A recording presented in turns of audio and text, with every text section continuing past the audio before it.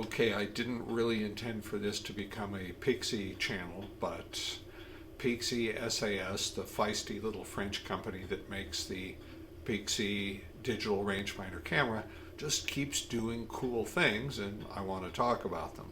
Uh, Most specifically, this past Independence Day in the United States, they made an announcement that you may have heard on a lot of the photo sites. They're introducing a new camera called the Pixii Max, which will be their first camera with a 36 by 24 sensor. There's a lot interesting about this camera, although one thing that's important to keep in mind is that this is not a Pixii Max. Nobody has a Pixii Max. Probably only a few Pixii Maxes have been put together at this point. So anything that anybody says about it is speculation. With that in mind, let's speculate away. On the outside, the Pixii Max is almost identical to the current model, the Pixii Plus. The big difference, as you've probably seen on all the photo sites, is that while the Plus has a 24 by 17 millimeter sensor, the new Max will have a 36 by 24 millimeter sensor. The Max will be considerably more expensive, about 4,000 euros versus about 2,700 euros for the Plus. So it's worth asking the question, is the Max really better, or is it just a different option? Now, if you're Uncle Delbert, the hidebound photo enthusiast who terrorizes comment threads across the globe, is listening to this, he's probably saying, "Of course it's better, it's full frame, it's full of full frame fullness. Your lenses won't be transmogrified into different focal lengths." And shut up, Delbert. There's a lot of information like that floating around. So to understand what Pixii is really doing, we need to back up a bit. The first thing you need to understand is that the focal length of a lens is a simple physical property. It doesn't change no matter what camera you put it on, or even if you never put it on a camera at all. This magnifying glass, for example, has a focal length, and that never changes. It's always the distance from the center of the lens to the image plane when the lens is focused at infinity. Now, if our ant friend here decides to take a pencil and draw different sizes of boxes on the image plane, you can see that she's not changing the focal length of the lens at all. The only thing the boxes change is the angle of view that the lens sees out in the scene. The smaller box here gives a smaller angle of view, and the bigger box here gives a bigger angle of view.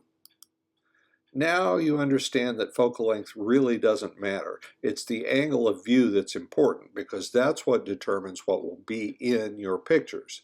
That's what makes the Pixii Max different from the Pixii Plus. To dig into this a bit, let's start with the normal focal length, an angle of view of about 40 degrees on the long side of the picture.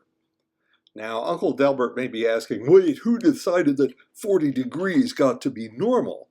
Well, that goes back to the study of geometric optics, and here's a cool little example I got from a 1948 book called Lenses in Photography by Rudolph Kingslake, who was professor of geometric optics at the University of Rochester. To start it out, let's go down to the town square. There's a lot of nice scenery here, including a clock tower, a tree, and our friend Melvin in his purple shirt. Melvin is close to the camera, the tree is in the middle distance, and the clock tower is farther away. And the size relationship among them determine the scene's perspective. Now maybe you like this scene so much that you decide to draw a picture. You take a sheet of glass and hold it out from you. Make sure you keep it at the same distance all the time. Now you take a grease pencil and sketch out the outlines of the things in the scene. Obviously, this grease pencil sketch is going to have the same perspective as seen by your eye, because you're actually seeing it as you're drawing it. That's the scene's natural perspective. The cool thing is that you can take your glass sketch home, hang it on the wall, and, this is important, as long as you view it from the same distance you drew it, it will still have the same natural perspective. In general, we can say the perspective looks natural when the angle your eye takes in to view the picture matches the angle it took in to view the original scene. So how does that relate to lenses? Well, now suppose that instead of looking at a glass plate, you're looking at a print of a photo. Back in the 40s, about the biggest print you could order without going to a special lab was an 8 by 10. And if you really like this photo, you'll want to look closely at it, what we call reading distance. If you asked a 1940s optician to make you a pair of reading glasses, he or she would have assumed you're reading at a distance of about 14 inches. And it happens that if you look at a 10-inch wide print from a distance of 14 inches, your eye takes in an angle of about 40 degrees. So, we know a 40-degree lens will give the natural perspective you would have viewed in the original scene, just like our glass plate sketch. If you don't believe me, you can believe the trigonometry. Now that we actually understand all this, even if Uncle Delbert doesn't, we can understand why Pixii wanted to introduce a new camera model with a larger sensor. Basically, it's to let the same size camera take in a wider angle of view. Let's start with the normal, natural perspective view of 40 degrees. On the Pixii Plus, you get this angle with a lens that has a focal length of 35 millimeters, and the Plus provides you with a nice viewfinder frame to cover that. On the Pixii Max, you get a 40-degree angle of view by using a 50-millimeter lens, so it has a frame line for that. Let's skip over the 35-degree angle because it's not so different from 40 degrees, and instead jump up to what the old-timers call a portrait lens, one that has a nice perspective for headshots or upper body portraits. People have learned by experience that a 27-degree viewing angle is good for this kind of shooting, and on the Pixii Plus you get this with a 50-millimeter lens, so the viewfinder has a frame for that. On the Pixii Max, you get a 27-degree angle with a 75-millimeter lens, and it has a frame for that. So both cameras have the same angle of view, although in practice a 50-millimeter lens is a lot smaller than a 75-millimeter lens, so that's one advantage for the Pixii Plus. It's at the wide-angle end that the Pixii Max starts showing its advantage. Of course, you can use as wide a lens as you want on the Pixii Plus by putting an auxiliary viewfinder in the accessory shoe, but the widest frame in its viewfinder only covers a viewing angle of 48 degrees. You get that by putting a 28-millimeter lens on your Pixii Plus, but it's not really wide, only semi-wide. Traditionally, wide angle begins at 55 degrees. The Pixii Plus viewfinder can't reach that, but thanks to its larger format, the Pixii Max can. You get it with a 35-millimeter lens, a focal length that's been loved by film camera street shooters since the 50s. So that's the real difference between the Pixii Plus and the Pixii Max. The Max lets you shoot at a wider angle of view.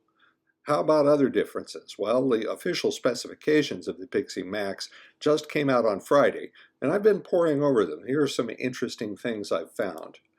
First, notice that the magnification of the Pixii Plus finder is 0.67x, or about 2/3 life size. The Pixii Max has the exact same magnification, even though it covers a wider angle of view. To me, this is really interesting. Normally, if you want your viewfinder to see a wider angle, you either have to make it bigger or reduce the magnification a bit. Pixii says they've kept the size the same, so the new finder will fit in existing cameras, and they've kept the same magnification. I'll be really curious to find out how they pulled this off. The next interesting difference is in the sensors. The Pixii Plus has a base ISO, which means the sensor's natural sensitivity without amplification, of ISO 160, while a new Pixii Max sensor has a base ISO of 100. Normally, a lower base ISO translates into more dynamic range, so in theory, the Pixii Max should be able to capture more detail under difficult lighting conditions.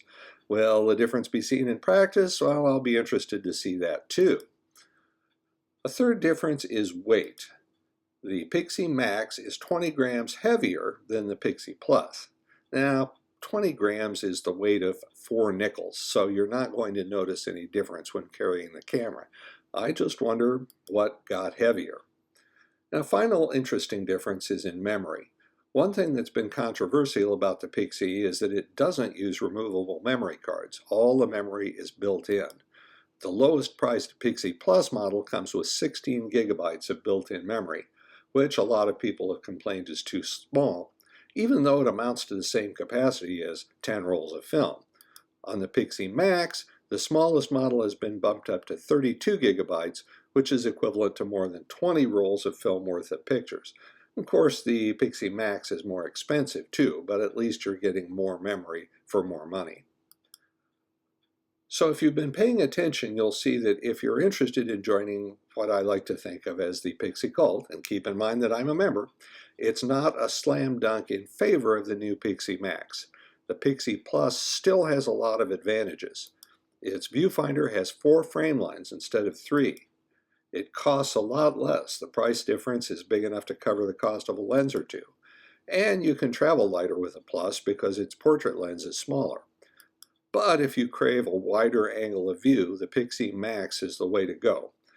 Its wider viewfinder frame lets you cover 55 degrees instead of 48, and that's a significant difference. The lower base ISO should give more dynamic range, at least in theory. And Uncle Delbert will finally leave you alone about not shooting a full-frame camera. What it boils down to is that the Pixii Plus is still a great choice if you mostly shoot with normal and portrait lenses, if you like the idea of carrying a smaller outfit, and if you like the idea of saving a significant amount of money. The Pixii Max may be worth the extra money if you want to shoot a bit wider or under harsher light, although we won't know for sure how big that advantage is until we've seen cameras. And of course you can make Uncle Delbert happy, and I guess that's worth something. Again though, the Plus and the Max are basically identical except for the viewfinder and the sensor, so both of them have some distinct advantages over cameras that might seem to have more features and cost less. Pixii's upgrade program is awesome. When a new model comes out, you can update instead of having to buy a whole new camera. Nobody else does that anymore. If you're into social media, Pixii has one of the best mobile apps around. You can use the camera just fine without it, but it provides a very slick way to review and post your pictures. Being able to choose what information you see in the viewfinder is a small but really useful thing, and the software-defined computational monochrome mode gives you most of the benefits of a dedicated monochrome camera without having to buy a separate camera. And of course, the big advantage is the rangefinder ethos. You're using a simple, straightforward camera that lets you concentrate on the picture-taking experience without a lot of distractions. But of course, both models have about the same disadvantages too. For me, the biggest one is that there's no mechanical shutter, and that means there's no way to use flash. Why would you want to use flash with a camera like this? Well, here's an example from a session I did where I wished I could use my Pixii but couldn't. These pictures just needed a brush of extra light to balance out the window light, and flash was the easiest way to get it. Batteries and accessories are minor pain points as well. And everybody wishes that Pixiis didn't cost quite so much.